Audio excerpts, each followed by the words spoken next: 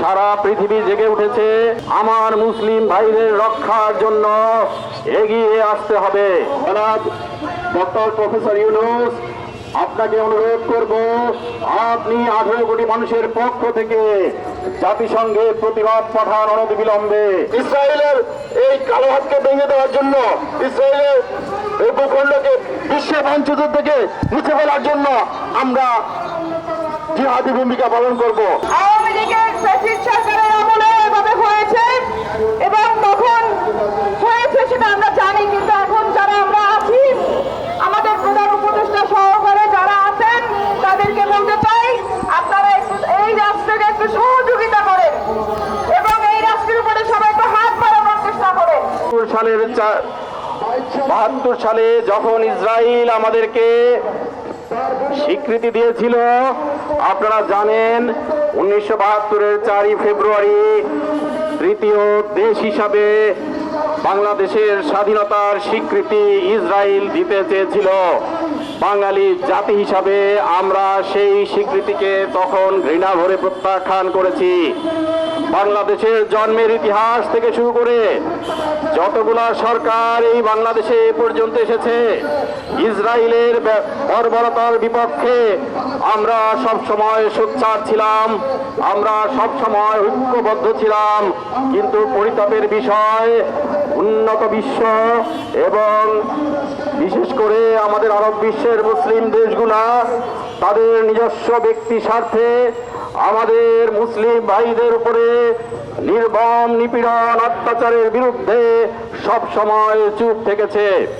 কিন্তু এখন সময় এসেছে, সারা পৃথিবী জেগে উঠেছে।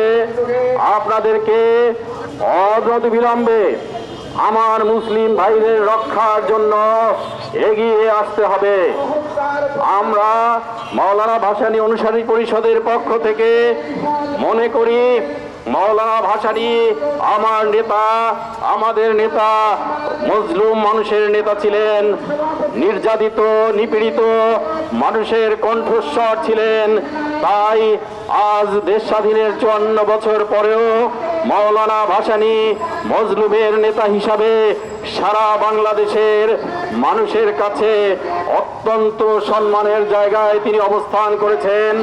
1971-এর মুক্তিযুদ্ধের পরে আজ অবধি যত রাষ্ট্রপ্রধান বাংলাদেশে এসেছেন, সবাই কোনো না কোনোভাবে বিতর্কিত হয়ে জনগণের ঘৃণার পাত্রে পরিণত হয়েছেন। আমার নেতা মাওলানা ভাসানী সেইখানে সবার উপরে তার মজলুম জনতার জন্য তার যে সংগ্রাম, আজীবনের সংগ্রাম, তিনি সূর্যের মতো জ্বলজ্বল করছেন। আমরা মাওলানা ভাসানীর অনুসারী হিসাবে ভাসানী জনশক্তি পার্টির পক্ষ থেকে বর্তমান উপদেষ্টা পরিষদের মাননীয় প্রধান উপদেষ্টা জনাব ডক্টর প্রফেসর ইউনূস, আপনাকে অনুরোধ করব, আপনি 18 কোটি মানুষের পক্ষ থেকে জাতিসংঘে প্রতিবাদ পাঠান অনতিবিলম্বে।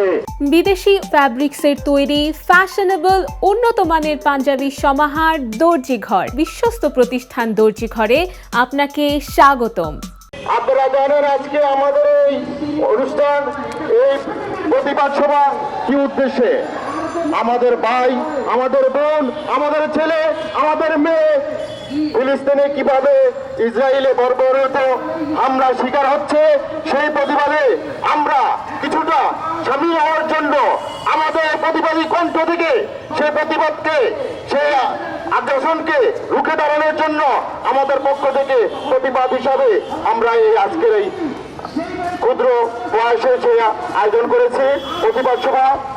আমি আজকের এই সভার পক্ষ থেকে বাংলাদেশ সরকার সহ বিশ্বের সকল স্বাধীন রাষ্ট্রকে বলবো, এই বর্বরিত হামলার বিরুদ্ধে আপনারা নিন্দা জ্ঞাপন করে শুধু ক্ষান্ত থাকলে হবে না, অগ্রণী ভূমিকা পালন করে, সক্রিয় ভূমিকা পালন করে প্রতিবাদ করতে হবে, যেন এই হত্যাযজ্ঞ অচিরেই থেমে যায়।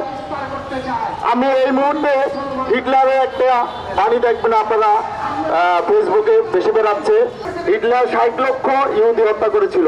ওনাকে এক সভায় প্রশ্ন করা হয়েছিল যে আপনি ইহুদিদেরকে কেন এত মারলেন।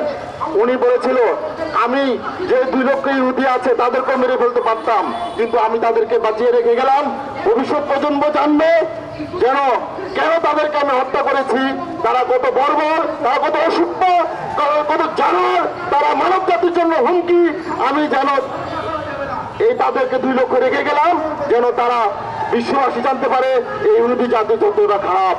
আমি বাংলাদেশ সরকার সহ বিশ্ববাসীকে আমি বলবো, যদি এই হত্যাচন্দ্র বন্ধ না হয়, আমরা তো ইহুদি জনতা, বিশ্ব জনতা মুসলমান ইসরায়েলের এই কালো হাতকে ভেঙে দেওয়ার জন্য, ইসরায়েলের এই ভূখণ্ডকে বিশ্বের মানচিত্র থেকে মুছে ফেলার জন্য আমরা জিহাদি ভূমিকা পালন করব। আমি সকলকে ধন্যবাদ জানিয়ে আমার বক্তব্য শেষ করছি। বাংলাদেশ জিন্দাবাদ, বাংলাদেশ জিন্দাবাদ, ভাষানী অনুসারী পরিষদ জিন্দাবাদ। দেশে দেশে সবার সাথে দ্য নিউজ।